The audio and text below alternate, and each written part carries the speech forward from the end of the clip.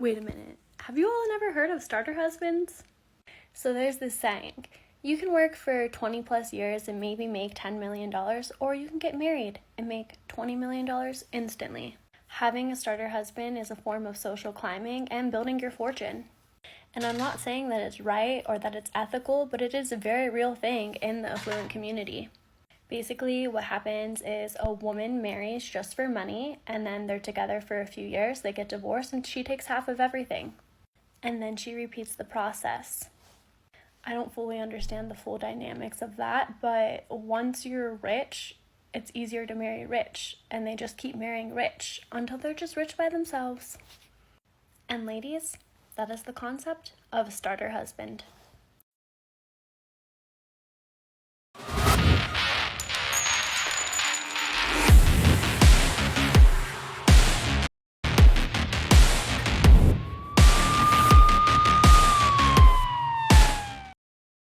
Gentlemen, we're back again. Got another culprit under our investigation plans here. Wow, I'm just blown away by this one.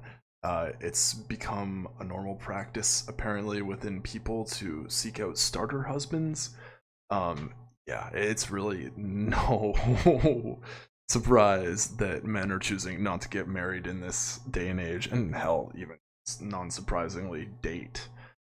But I'm gonna pick this apart piece by piece, especially because I find that there was quite a bit here.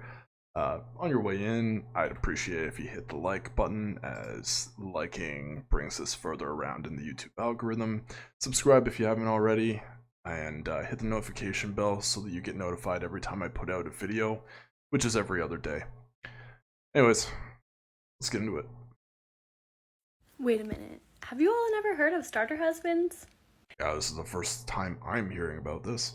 So there's this saying, you can work for 20 plus years and maybe make $10 million, or you can get married and make $20 million instantly. Having a starter husband Yeah, saying that only applies to women who are shallow enough to do this. is a form of social climbing and building your fortune.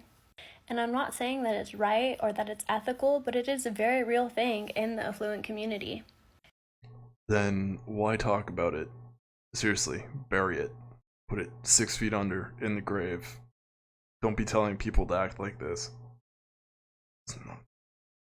Basically, what happens is a woman marries just for money, and then they're together for a few years, they get divorced, and she takes half of everything.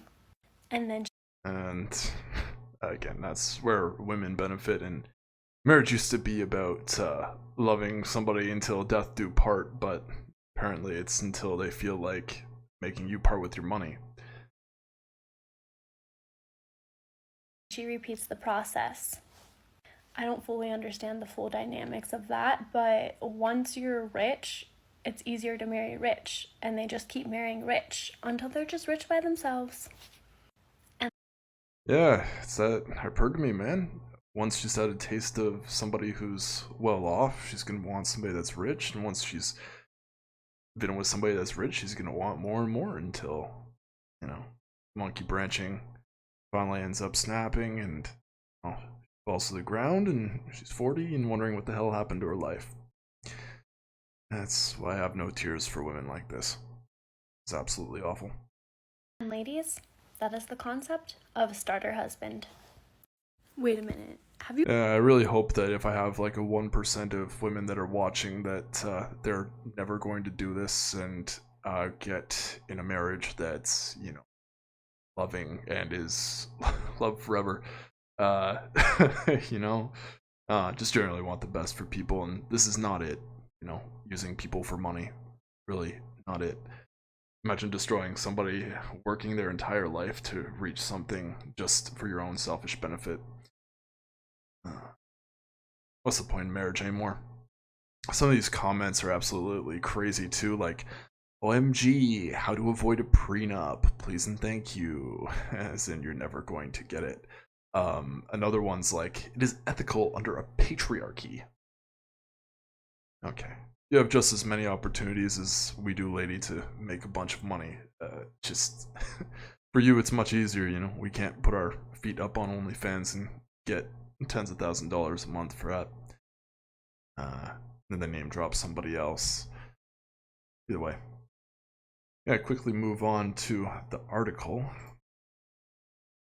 Study says couples are more likely to divorce if the wife works while the husband stays home, and it's not because of finances. Oh, I was having a hard time finding an article that relates to this, but, you know, it's always due to finances in some sort of way. What if we flip the script? What if the husband stays home and raises the kid while the woman's the breadwinner? Either way. Marriage comes in many different forms these days, especially when it comes to raising children. The model of a father working outside the home and the mother raising the children used to be the only family unit we witnessed one moment. Apologies. But it's still quite a rarity for a woman to be the breadwinner while the man is not. To be honest. But of course, this woman's article.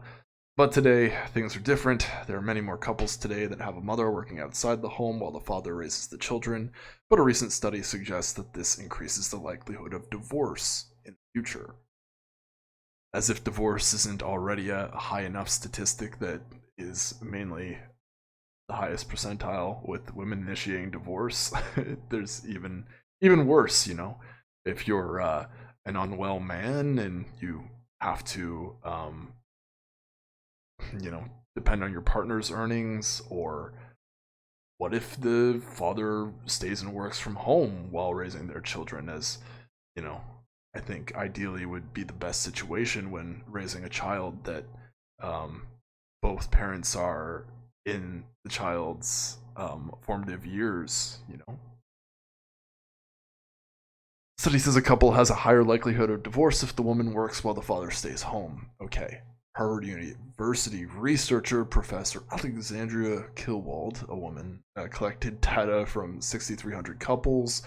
1,700 of these couples had divorced. She gathered information about their finances, lifestyle choices, and habits around the home. She found that if a couple got married after 1974 and the husband worked full-time, the chance of divorce was 2.5%. But if the husband doesn't work or even just works part-time, the chances of divorce rose to 3.3%. Small statistic with only a 0.8% raise. So it's slightly more likely that it would happen. Oh man. Okay. You may think that the main reason divorce would be more likely is because of the financial strain it puts on the relationship, but that's not the case. Sure. Let me just put on my cap. Anyways, the study showed that the bigger problem was that the husband wasn't meeting his traditional role of providing for the family. Yeah, okay. All right. Yeah, so this equality, feminism, blah blah blah, all bull.